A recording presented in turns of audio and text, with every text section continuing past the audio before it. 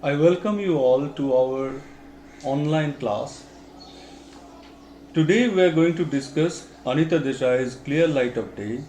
The focus of this class will be on part 2 of the novel. Now, before going into a discussion of part 2, let us just briefly remember that the central emotional crisis of part 1 was centered around the letter that Raja sent to his sister Bimola.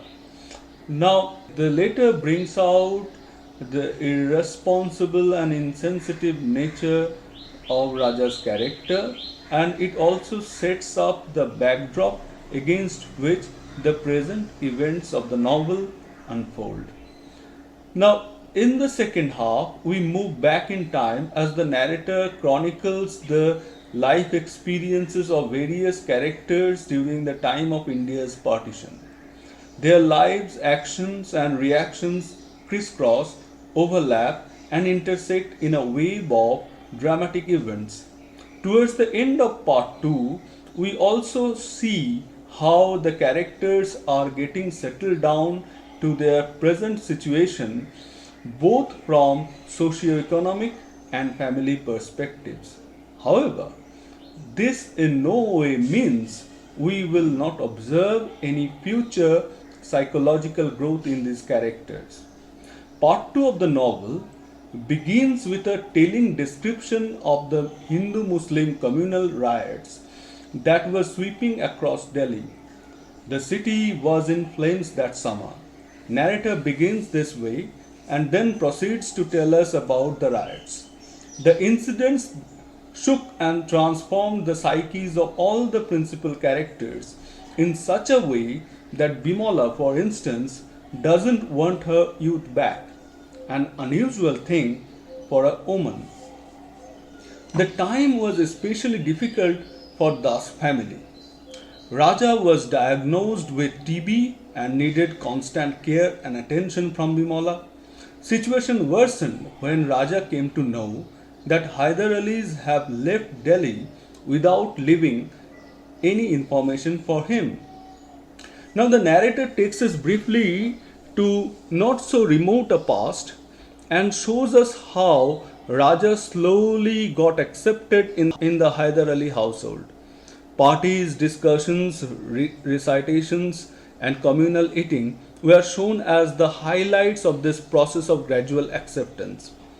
This the narrator does to focus on the warmth and cheer that remained in the Hyder Ali household despite the political upheaval that was taking place around them.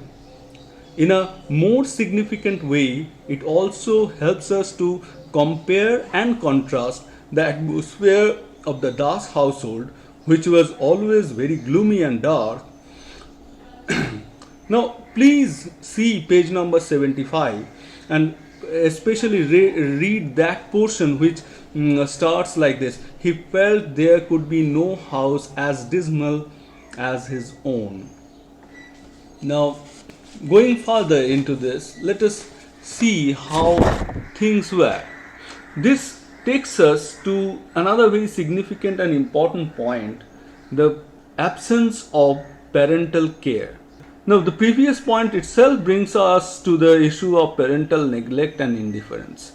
Raja's admission to higher educational institute brings into the fore the tragic neglect that Das siblings generally suffered in the hands of their parents.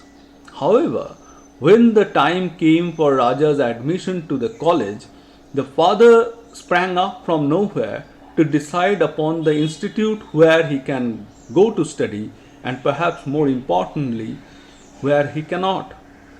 Utter disregard to the young man's choice further proved the difficult situation in which the Das children found themselves in.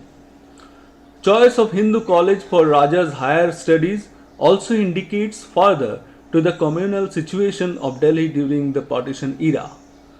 This also gives us an occasion to observe how the poison of a Hindu-Muslim communal tension radicalized the young students. For this, and further details, please read pages 88 to 91. Future goal of three principal characters, as we see the narration of it continuously shifts from one scale of time to another.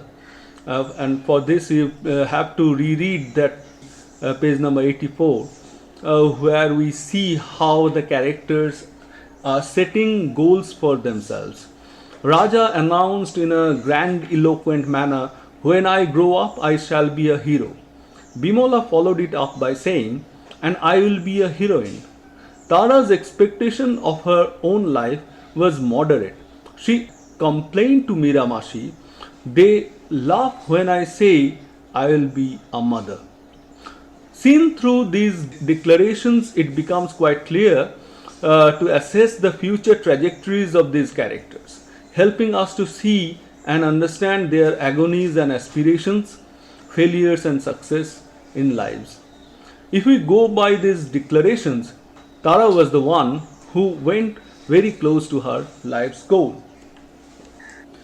In part 2, we also witness the demise and disappearance of key and yet anecdotal characters who are rather conspicuous by their absence or lack of action. The end of the Das parents came abruptly, leaving the burden of the family on the young shoulders of Bimola. In page 99, we find a fair assessment of this death, or what exactly the death meant for the Das children. The effect of this death, the death of the father, in the family then was pecuniary only, for the father had been, if nothing else, a provider. So the father was basically a provider, not an emotional support.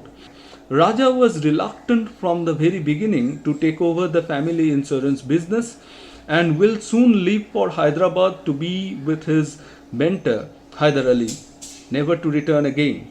Bokul's admiration for Tara was readily reciprocated, as Tara finds in Bokul's love an escape from her family reality.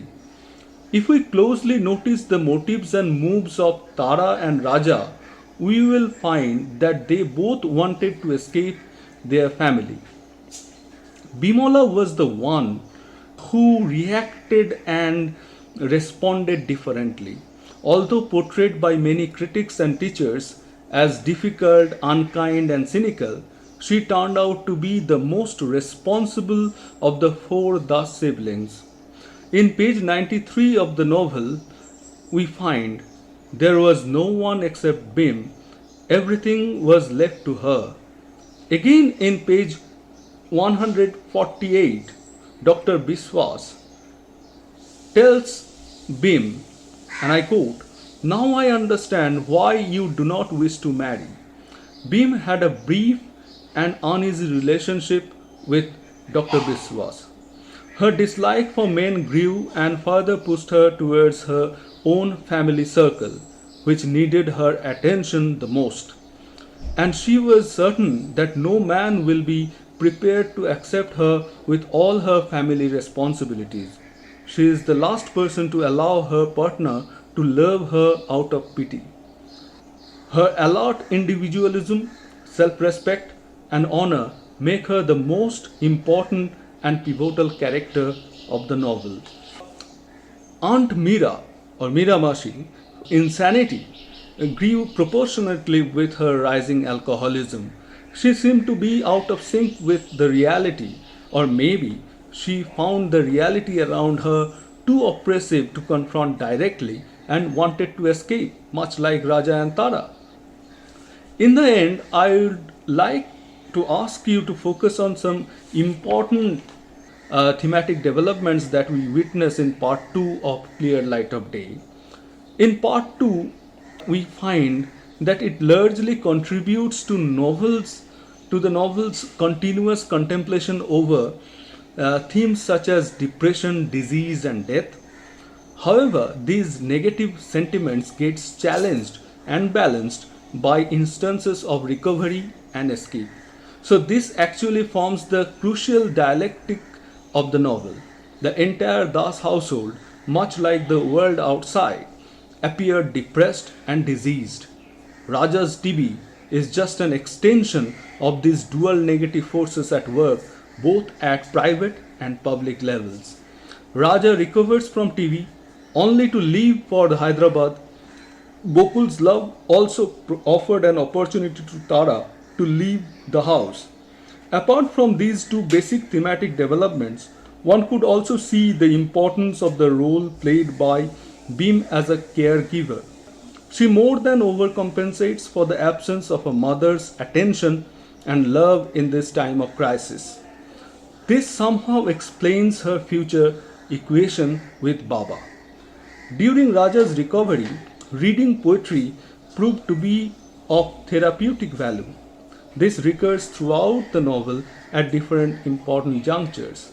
So I would like to ask you to reread those passages that Anita Desai has inserted from time to time and find out the sources of those poetic passages.